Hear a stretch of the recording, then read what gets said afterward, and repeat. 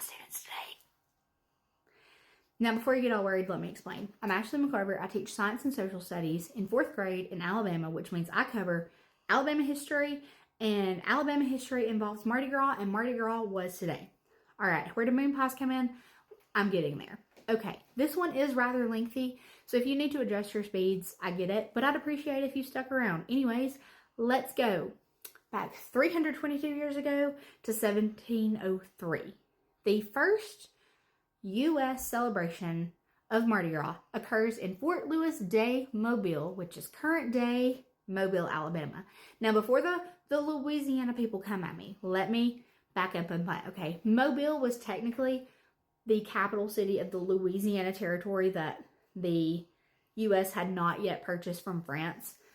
But later they moved it to New Orleans. Okay, so if you ever hear somebody say Mobile and New Orleans are sister cities, this is for a reason. All right, anyways, to understand current day Mobile and 1703 Mobile, you have to understand that it was a mixing pot of different cultures. Obviously, it had indigenous influence, but then it also had British, it had Spanish culture, but today we're focused on the French. Okay, the French had carnival season before the season of Lent. Lent is a season of fasting, things like that. So during this carnival season, they would make all the sweet treats, use all their flour, sugar, eggs that would spoil before the 40 days of Lent were up.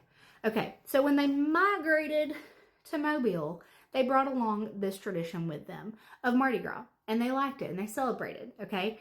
And then later they decided to move to New Orleans. Well, the people who were still of French descent in Mobile were like, hold up, we like our carnival season, so we're keeping it. It's ours too. Yes. So Mobile kept having Mardi Gras, Mardi Gras, Mardi Gras. And you fast forward to about 1940-ish, where Mardi Gras is still largely celebrated in Mobile, and it's a very big, prominent part of Gulf Coast culture in general.